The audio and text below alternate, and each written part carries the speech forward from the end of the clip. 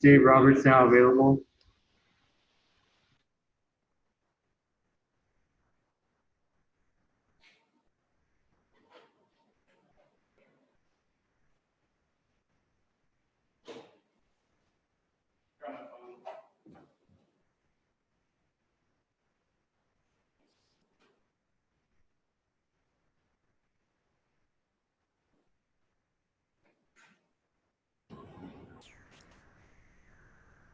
First question is from Alana Rizzo. Go ahead, Alana.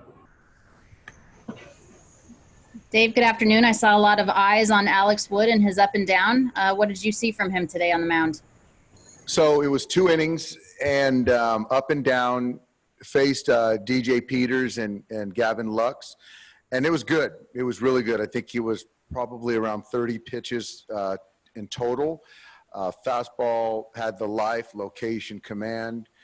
Breaking ball was sharp, had the depth we want, and the changeup was really good like we're used to seeing. So I think with Alex, it was more of the ball just wasn't coming out, didn't have teeth his last start. So today was a very good step in the right direction. So I think now we'll look at potentially Saturday throwing a pen. Okay. And hopefully on next Tuesday, we'll do a 3-inning situation. Great. I see that Corey Seager's back in your lineup today. So that's good news, I would imagine, for you as a manager. It is good news. It's good news. And to be quite honest, I didn't expect him to be ready to play in a game tonight. But the training staff, Corey's work, they've done a tremendous job getting him ready. So we have all the confidence in the world that he can DH today, and he could have conceivably played shortstop, but I think that to get him in that DH role today, I think is a good start. Did he progress? It almost feels like he progressed overnight. I mean, I know that he was working on baseball activities yesterday with his teammates, but a little bit surprising he's as ready as he is.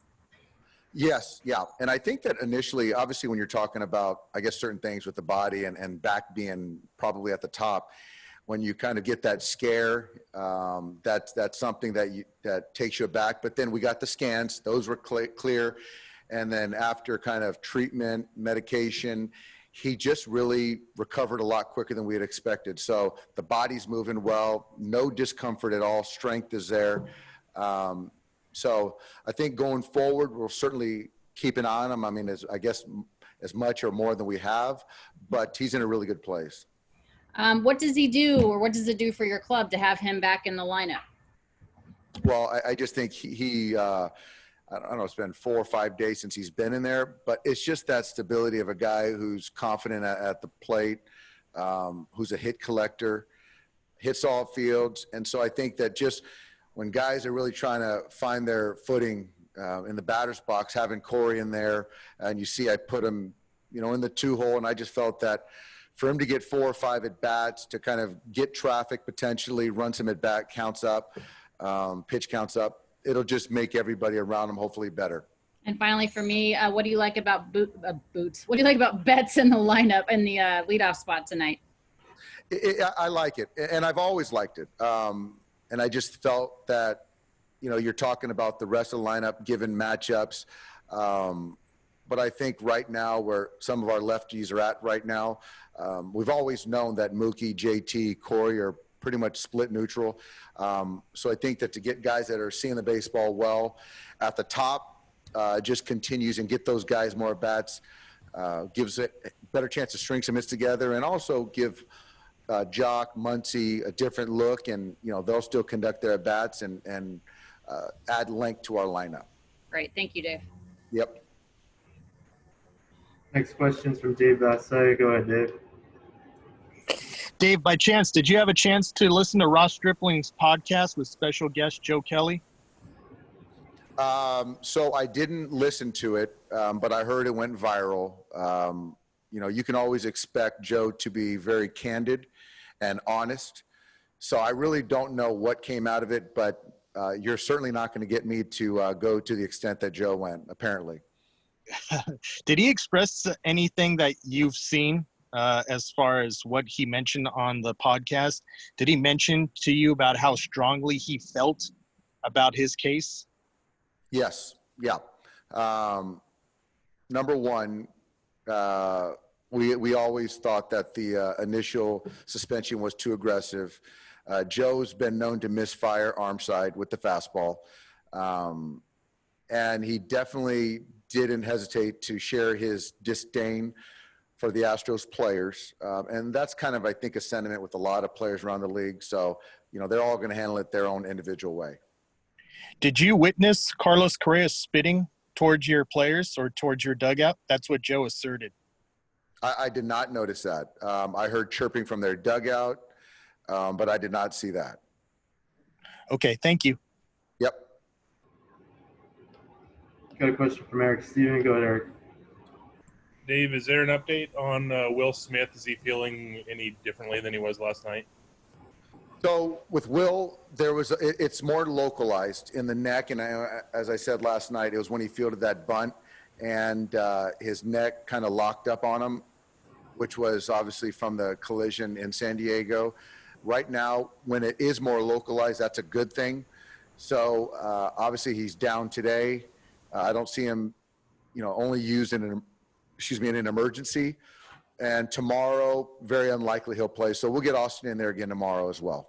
But in terms of, you don't expect it to be an injured list situation at this point? I don't think so. I don't. We still have to. He's day to day, and we'll manage it, keep an eye on it. And if we have to go a different direction, with a Rocky Gale or Cabert, we can do that as well. Thanks. Got a question from Bill Plunkett. Go ahead, Bill. Go ahead. Thanks, Juan. Dave, what have you come up with any decision on Tony Gonsolin's role or where he might be headed in the next few days? Well, he's not headed anywhere. We talked about performance certainly matters and what he does for the rest of the rotation as far as giving potential off days, which he's done with his 2 starts. Right now, we don't have him penciled in for a start day because, looking at the next 2-3 days, things could change as far as where we're at in the pen. But if all stays kind of according to plan, the idea of him getting another start makes some sense. And then potentially having Alex Wood come back in a week or so gives you one of those high-class problems again. Which, if any of these guys, would you consider for bullpen duty? And I would throw Julio in that group as well. Well, I think right now where we're at is Alex is going to throw a pen on Saturday, and then he's going to throw Thursday or next Tuesday, throw 3 innings. And then if you look out, it would be the following Monday or Tuesday where he would throw 4 innings. So you're still north of, 10, 14 days, and we'll kind of know more once we get to that point. So you want Alex built up to what point before you would activate him? It's for sure at the floor 4 and 60 in simulated games, but there is, then we're going to have to make a decision if it's depending on how he feels, how he looks, if he needs to do another one at 5 and 75, or we just make his first outing, with us at 5 and 75. So we have some time a little bit. Thanks, Dave. Yep. I have another question from Alana. Go ahead, Alana. Oh, I have another question from Dave. Go ahead, Dave. Hey, Dave, I'm just curious. What do you want to see from Julio tonight to convince you that this, as a starting part of your rotation, is going to work moving forward? I don't think it's when I talk about to our guys, every day is a test, and it should be. But I don't mean that literal in the sense for Julio as far as this start. I think that he just wasn't really consistent his last start, and we talked about not just on the attack. So I think that if you're looking at it on a surface level, just attack guys, whether it's the slider, the fastball, the changeup, you're attacking the strike zone. That's probably the main thing, but we all know and view Julio as a starter. If something changes down the road, that still doesn't change our view of what he is and what he can be. I just expect him to throw the baseball well tonight. I remember you used to talk about Kenta not being aggressive early in games. Is Julio kind of in the same boat where you would like to see him more aggressive with his pitches early in the game? Yeah, and I think that, you know, his stuff, that's a very good kind of comp. You know, Julio has stuff where it's 95, 97 with a fastball. It's a wipeout slider, wipeout change. And so, but pitching behind is a tough way to go. And I think that with him, he has the stuff to miss bats in the strike zone. So with that, I just think that being on the attack, working ahead, putting the hitters on the defensive gives him the best chance to be efficient and, you know, use his mix the right way. Thank you. Yep. Time for one more. Go ahead, Alana. Dave, with Will dealing with that localized neck pain and Austin getting a few more reps behind the plate, how nice is it to see Austin kind of come into what he needs to do offensively really at the right time? It's great. It's great. And, you know, you and I have talked about how much Austin cares and how much the players gravitate towards him and like him and root for him. And so for him to help us, you know, manufacture on last night, squeak a ball through the 4-hole, and you look at the other night where he lined the ball to right center field. So he's on the come, and he's feeling more confident in the batter's box, feeling better with his mechanics. So actually it works in the sense of giving Austin some consistent at bats. But as we're looking here tonight, you know, it'll be 2 in a row, then 3 in a row tomorrow. So that's good, but it'll nice to get Will back. But absolutely what you said, getting Austin going is certainly a good thing. Thank you. Thank you, Dave. Thanks, everybody. Thanks, guys.